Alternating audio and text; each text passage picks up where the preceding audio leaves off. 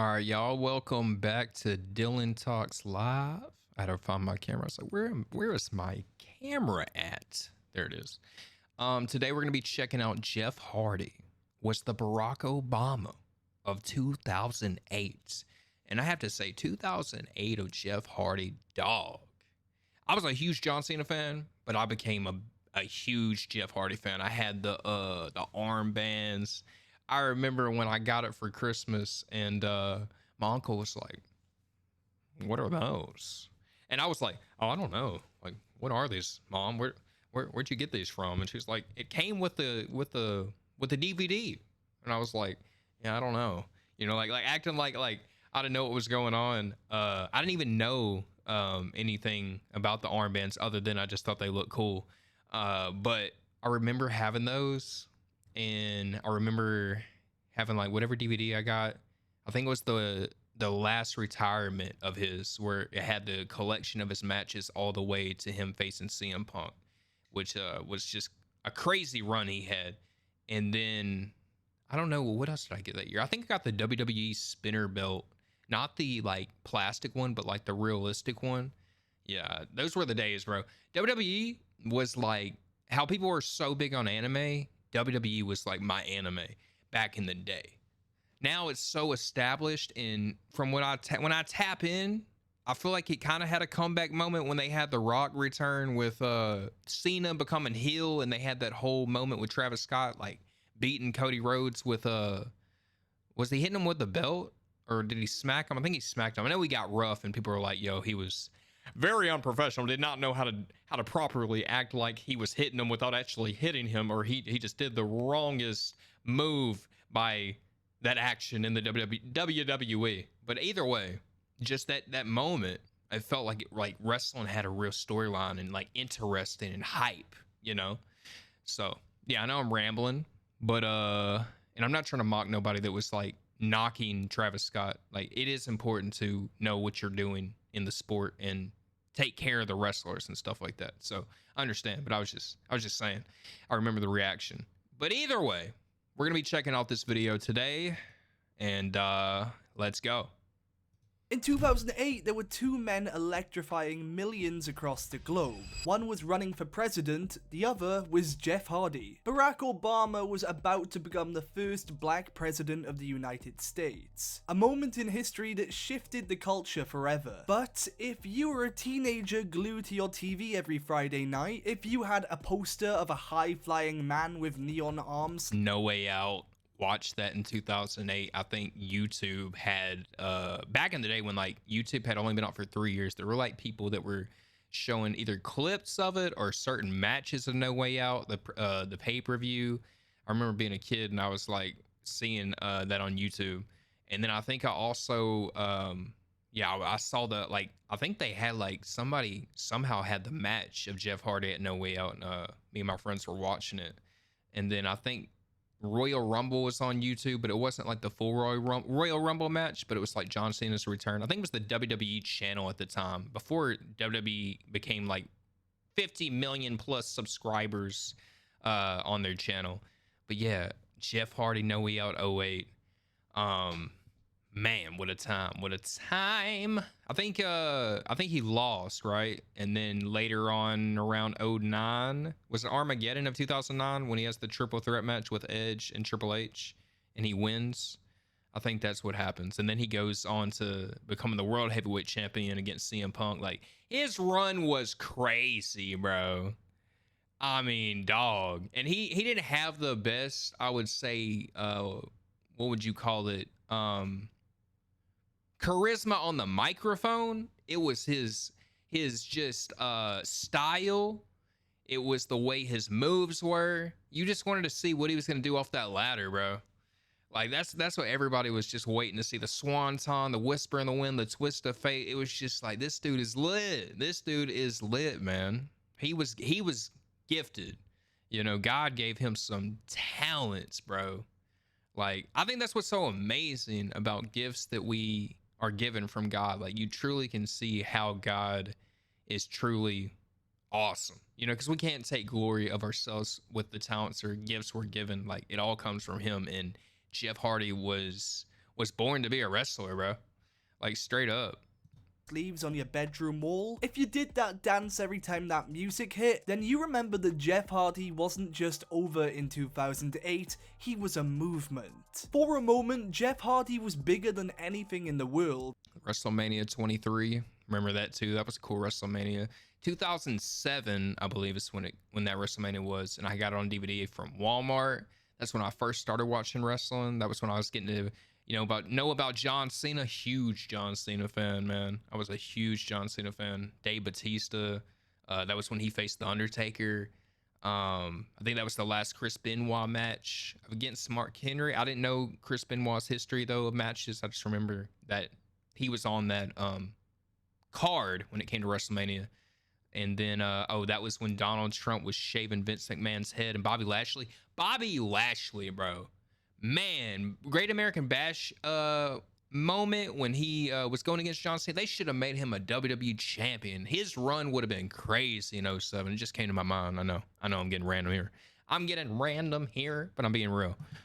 Even Obama. Chapter 1. The Fall Before the Rise. Jeff Hardy was always destined to be a star. Jeff's journey didn't start in 2008, it started years earlier. Along with his brother Matt, the Hardy boys broke into WWE as high-flying risk-takers who brought something fresh to the Dude, these matches right here, I believe, are on the DVD too. Tag team scene. Ladder matches, TLC matches, they were the blueprint for modern high spots. But even then, fans gravitated toward Jeff. He had something different. He wasn't the biggest guy in the room, he didn't cut long promos, he didn't look like the typical WWE star. And that's exactly why people loved him. He was weird, mysterious, dangerous, the type of performer you couldn't take your eyes off of. While Matt seemed grounded, Jeff felt otherworldly, like a rock star. He just had the style, the music, and his stunts. Matt Hardy had his thing with Twist of Fate, and I liked his run with MVP. I remember watching that on SmackDown. He was very good at playing the role of turning on Jeff when it came to being his arch nemesis, you would say. And he was really good at like captivating certain characters on the mic, like being that role of being, a heel very, very well. What people say when Jeff Hardy went to TNA and he became a heel, he did that very well on the microphone as well. So I haven't seen, Jeff's side of being a heel. But I was just saying, for most of the part, when I grew up watching, I was never interested in Jeff Hardy because of what he said on the mic. It was his moves, it was his style, it was just like something about him was just cool, There's just something about Jeff Hardy and the music. I know there's no music right now, but yeah. Star trapped in a wrestler's body. But Jeff also had demons. Substance issues plagued his early career. Just when it seemed like he was going to break into the main event scene, he would disappear. Released by WWE in 2003 due to erratic behavior and drug problems, fans watched their favorite crumble. Still, everyone held on to the same hope. If Jeff Hardy could ever get clean, if he could ever focus, he'd be unstoppable. Chapter 2. The first Big dinner box. Got that ad revenue. Got to support the ad revenue though for this channel. And I will say, man, get what's it called? I forget what it's called. YouTube Premium. Get it, dude. They're running ads like Twitch, like 30 ads a video, bro. I couldn't get through watching Stephanie McMahon's podcast. She had like 30 ads on there, bro. Straight up, every minute it was an ad. I was like, dang, or maybe it wasn't her and it's just YouTube doing this, but yo, ads are a problem on YouTube, it seems like, without having YouTube Premium. Event and a massive setback. Fast forward to early 2008. Jeff Hardy was more popular than ever. His high-risk style connected with fans on a level that felt organic and rare. At the Royal Rumble in 2008, Jeff Hardy challenged Randy Orton for the... That was fire. That was a fire match. I loved how the reversal of the Twist of Fate into the RKO happened. That was just like beautiful. Because like when I look at it back then, you wanted to see who would win. But the brains behind like moments, yo, whoever came up with the idea of like, yo, we're gonna make it where you do a twist of fate, but it gets reversed into the RKO. Beautiful. And I think the camera shots were even cool, where it like does the flicker lighting effects when they, you know, do their finishers. Like, man, that was Royal Rumble 2008 was fire, bro. That was a fire time. I mean, wrestling from like 05 to 2000, for me, gotta think, 2008 to 2009, 10. I'd say like 2010 for me, but I did watch it in 11 as well. Would you say maybe 2015 was a good run before it kind of got kind of PG corny? I mean, it was PG in 08 too, but I don't know. I think it got really cringy when they had like the New Day and others and stuff like that. I just felt like it was so cringe, you know, not hating on anybody that's doing, you know, their, gimmicks and things like that, and what works for them and what people like. But for me, it just was cringy. Like later on, seeing the characters that were being the new stars, I guess you would say, it just felt like it wasn't wrestling, and it wasn't wrestling for me. It was a different era. WWE Championship. It was his first real shot at the top prize, and the fans were red hot. Hardy didn't win, but the match proved something. He belonged in the main event. The chants were deafening. The audience wasn't just watching Jeff, they were living WrestleMania 24. Yo, is that with Ric Flair and Shawn Michaels? Who else was at WrestleMania 24? I'd have to go back. But I think that was a cool one. I remember mainly WrestleMania 24 because of Road to WrestleMania on WWE SmackDown vs. Raw 2009. Great story mode, man, where you could play as like Batista. I believe did John Cena have? Yeah, John Cena did, with that military soldier for a tribute of the troops. Who else? Oh, Triple H and Shawn Michaels as DX. Yo. Yeah, man. Oh, wrestling has some moments, dude. But for people that go like early 2000s and obviously Attitude Era and stuff, but I'm just thinking of the gaming franchise part of it and how like the early WWE games were and stuff. And just, it's crazy how like, dude, like thinking of WrestleMania 24, seeing that sign, because they had more than just the wrestling sport itself. They had games and other things. There's things that you remember for whatever you had of the wrestling brand, whether it was gaming or rather it was whatever. Like they knew how to just keep your mind on the product, you know, and remembering certain memories from like seeing the WrestleMania 24 symbol. It automatically made me think of SmackDown versus Raw 2009, Road to WrestleMania. through him.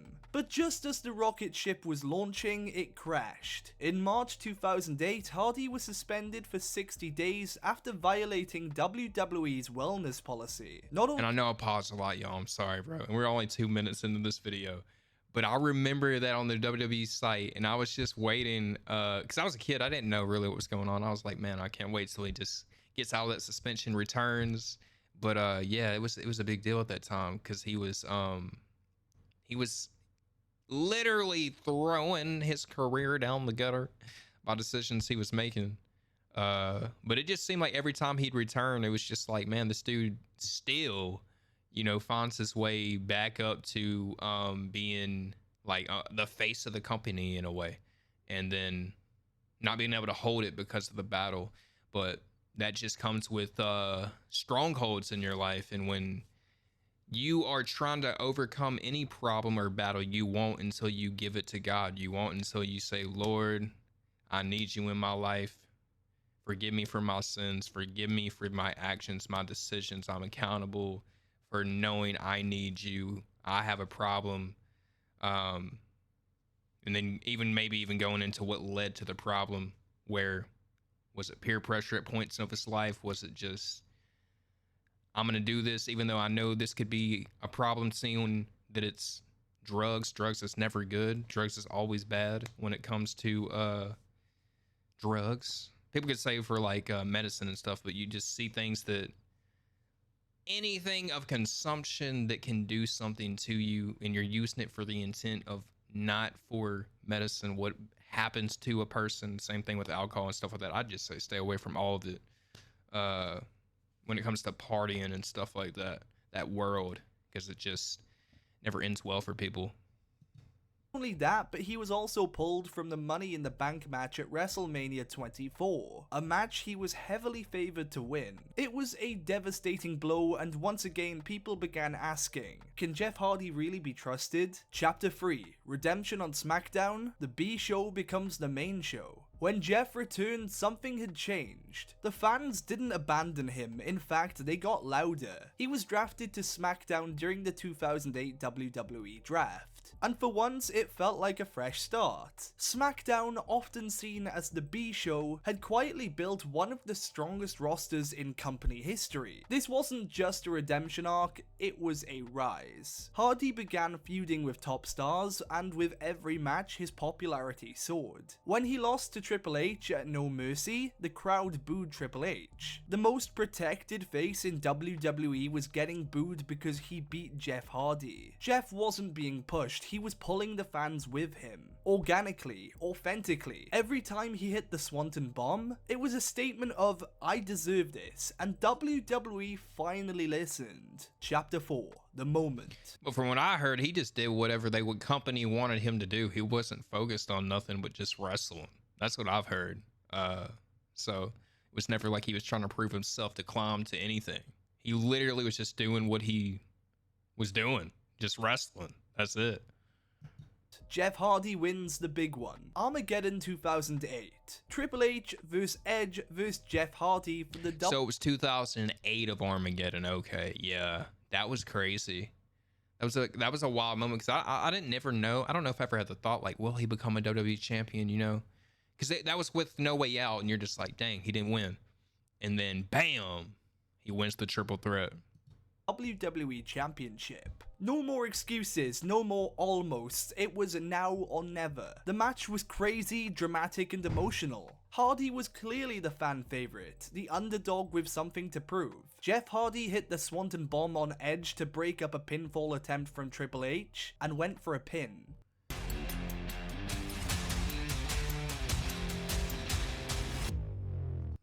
One, 2, 3. The arena exploded. Moments like this don't come around twice. The camera angle was perfect. Jeff was just out of frame, so we didn't see him set up for the Swanton Bomb. That meant fans watching on pay-per-view got hit with a surprise out of nowhere. Jeff was absolutely red hot that year, and seeing him finally become WWE champion so organically felt like a breath of fresh air. Jeff Hardy had finally done it. The title didn't just go to a wrestler, it went to us. The fans who stuck by him through the highs, the lows, the suspensions, and the setbacks. The celebration was surreal. The commentary was absolutely perfect, with JR saying, "From Daredevil to champion, from enigma to icon." The crowd was electric. WWE. Oh man, JR, bro. Gosh, he was the best, bro. Him and Jerry Lawler.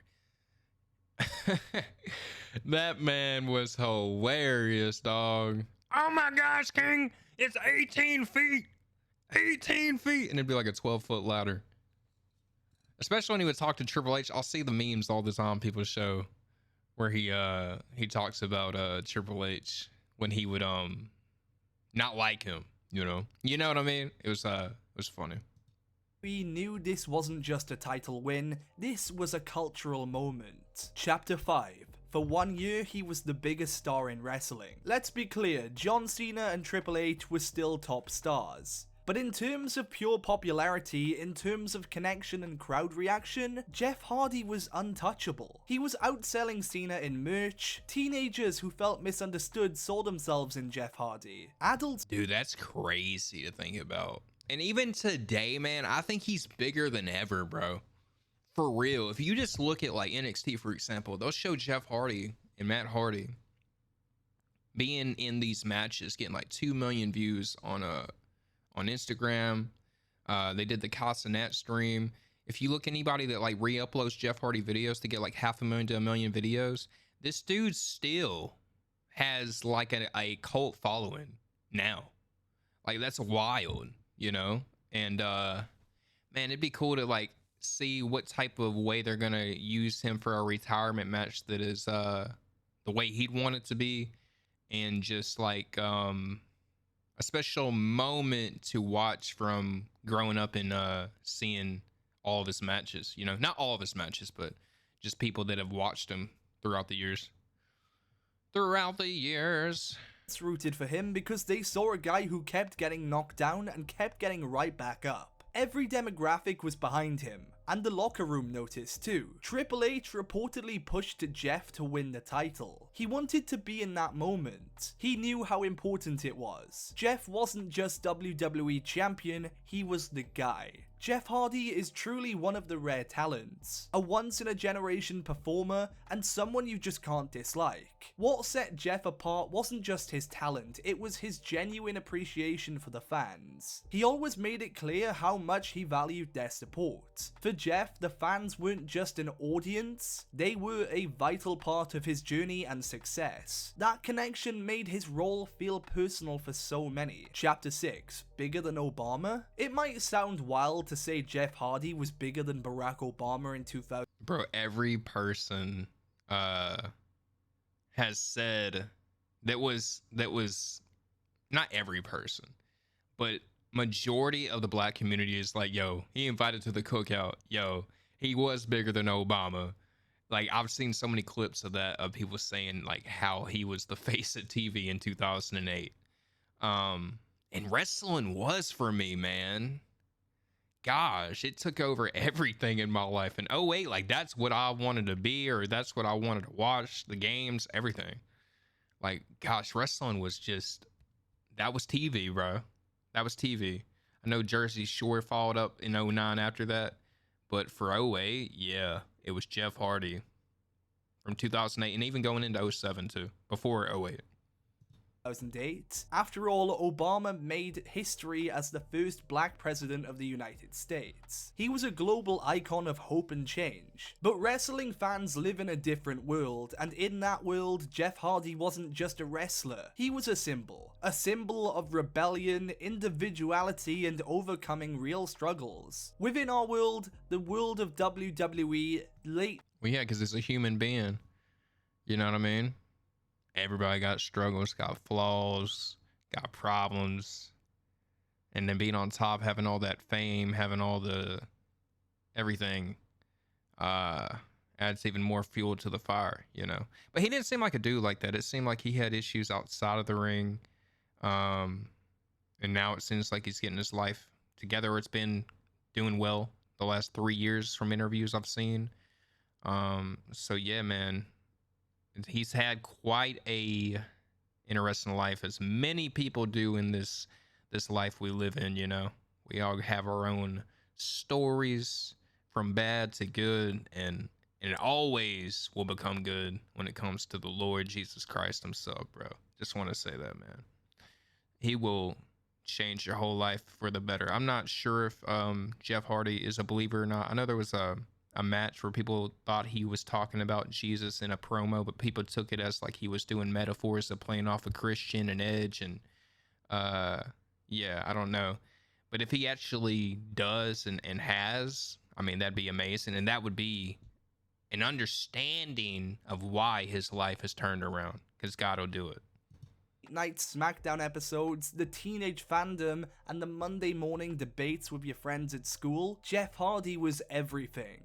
Obama gave hope to a nation. Jeff Hardy gave hope to the broken, the weird, the artistic, and the kids who didn't quite fit in. He was on fire. Fans young and old weren't just watching for WWE's version of a top guy, they were watching for Jeff.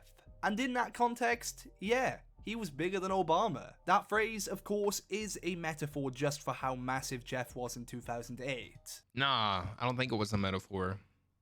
I really don't. Like, Obama had a lot of praise and a lot of attention, for sure. But the focus, when it comes to, at least it just seemed like for me, I could be wrong, entertainment was WWE and Jeff Hardy.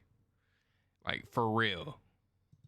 You really had to be there to understand it. It's not just about global impact, it's about the world Jeff Hardy lived in, and the fans who saw themselves in him. For those fans, Jeff wasn't just a wrestler. He was the hero of their story, the symbol of hope in a world that often made them feel invisible. Chapter 7. The Legacy That Could Have Been. Jeff's story didn't end in 2008. In fact, it was just one chapter in a roller coaster career full of incredible highs and frustrating setbacks. After his WWE run, Jeff continued to deliver unforgettable moments, like his legendary feud with CM Punk and his ability to connect deeply with fans wherever he went. But the truth What did he say? I made CM Punk a freaking superstar. And that's a fact, chat. is, Jeff's 2008 to 2009 run was lightning in a bottle. It was a rare moment when everything aligned, the fans, the company, and Jeff himself. He was on the cusp of being one of the top 5 WWE stars of all time. For the run that he had was just like that was a great run, even all the way to TNA.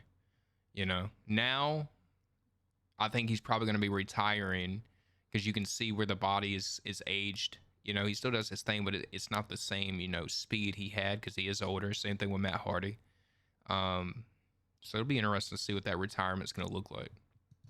No exaggeration. I know I'm repeating my saying that, but I'm just saying. Unfortunately, Jeff's personal battles continued to hold him back from reaching the heights many believed he was destined for. He already reached them. Like, even now, like how he still has the same type of reach, became a WWE champion. It really don't matter really about this stuff like that, you know, the accolades. It matters just by being able to do something that you know you're supposed to be doing and you like what you're doing, you know? When you just climb and you have this or have that, you'll just want more. Or you may not even be like wanting it. You may not be that person where it was like, nah, I really appreciate what I got or what I've, you know, put around my waist, such as these titles. But I really just enjoyed jumping off ladders, doing swanton, stuff like that. That was me, you know? So I feel like the way people think of like, oh, it's about this, about that, climbing up, success this, success that, it's really about the fact like, yo, I get to do something for fun for a living. You know what I'm saying? Like, this dude gets to be a wrestler for a living, jumping off ladders. Like, yeah, he put his body through the line and stuff, but like a lot of that stuff looks so fun, bro. Substance struggles, injuries, the ups and downs of life in and out of WWE kept interrupting what could have been a legendary career at the very top. Yet, even with all those challenges, Jeff Hardy's influence is undeniable. He inspired an entire generation of wrestlers who came after him. For one insane, beautiful year, Jeff Hardy wasn't just the most over guy in WWE, he was a symbol of hope, resilience, and passion. He was bigger than Obama. And if you were part of the Hardy movement in 2008, hit that like button and don't forget to subscribe. Thanks for watching, and we'll see you in the next one. Very cool, very cool.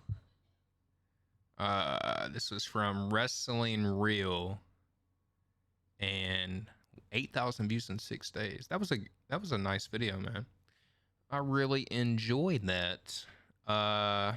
Yeah, that's my reaction today. How long have I been talking? 28 minutes, yo. That's crazy. But if you guys enjoyed my reaction, man, appreciate y'all for making it all the way to the very end. And smash that like button if you enjoyed it. Peace.